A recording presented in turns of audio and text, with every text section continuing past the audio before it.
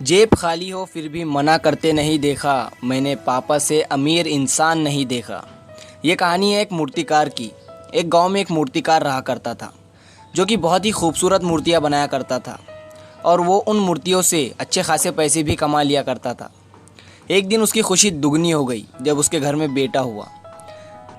उसका बेटा भी बचपन से ही मूर्तियां बनाने में लग गया था। उसका बेटा जैसे ही बड़ा हुआ तो वो भी बहुत ही खूबसूरत और अच्छी मूर्तियां बनाने लगा। बाप अपने बेटे की इस कामयाबी से बहुत खुश हुआ करता था, लेकिन हर बार वो अपने बेटे की मूर्तियों में कुछ ना कुछ कमी निकाल ही लिया करता था। वो कहता था कि ये मूर्ति बहुत अच्छी बनी है, लेकिन अगली बार इस गलती को सुधार लेना। बेटा भी अपनी बाप की सलाह को मानकर बात मान लेता था और जब दूसरी मूर्ति बनाता था तो अपने पूरे दिल से बनाया करता था। और इस तरह वो अपनी मूर्तियों में सुधार करते करते करते करते इतना आगे बढ़ जाता है कि उसकी मूर्तियाँ बहुत ही ज़्यादा कीमत में बिकनी शुरू हो जाती है और उसके बाप की मूर्तियाँ वही पुरानी कीमत में ही बिकती है। लेकिन अब भी उसका बाप उसकी मूर्तियों में कुछ ना कुछ कमी निकाल ही लिया करता था। बेटे को अब ये सब अच्छा नहीं लगने लगा था, लेकिन फिर भी वो अपने बाप की सलाह मानकर उस मूर्ति में सुधार कर ही देता था।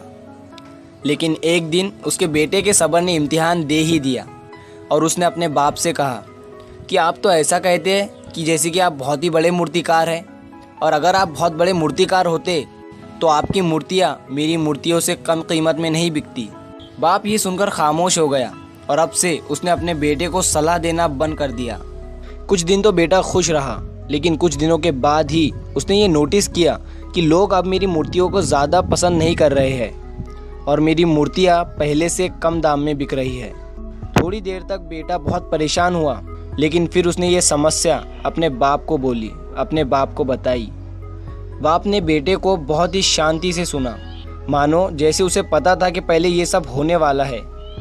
बेटे ने भी इस बात को नोटिस किया और अपने बाप से कहा कि क्या आपको ये पता था कि मेरे साथ ये सब होने वाला है? बाप ने कहा हाँ। फिर बेटे ने पूछा तो फिर आपने मुझे समझाया क्यों नहीं?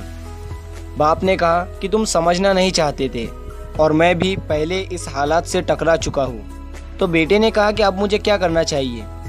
तो बाप ने कहा कि जब मैं तुम्हारी मूर्तियों में कमियां निकाला करता था, गलतियां निकाला करता था, तो तुम अपनी मूर्तियों से सेटिस्फाई नहीं होते थे और अपने आप को बेहतर करने की कोशिश करते रहते थे। वही बेहतर करने की कोशिश तुम्हारे कामयाबी का कारण था, और जिस दिन मैंने तुम्हारी मूर्तियों में कमियां निकालना बंद कर दिया तो तुम अपनी मूर्तियों से सेटिस्फाई होने लगे और अपने आप को बेहतर नहीं कर पा रहे थे, जिस वजह से तुम्हारे मूर्तियों के दाम भी बहुत कम हो चुके थे और लोग तुम्हारी मूर्तियों को पसंद भी बहुत कम करने लगे थे। बाप की ये सीख बेटे के बहुत काम आई। हमेशा अपने काम को बेहतर बनाते रहो, अपने काम में सुधार करते रहो। मैं और इससे क्या बेहतर कर सकता हूँ और मुझे कितना बेहतर करना चाहिए, ये सवाल अपने आप से पूछते रहो। तो कहानी पसंद आई हो तो अपने पापा के नाम इसे एक लाइक ज़रूर कर देना और ऐसे ही मोटिवेशनल स्टोरीज़ देखते रहने के लिए हमारे चैनल को सब्सक्राइब ज़रूर कर दीजिए।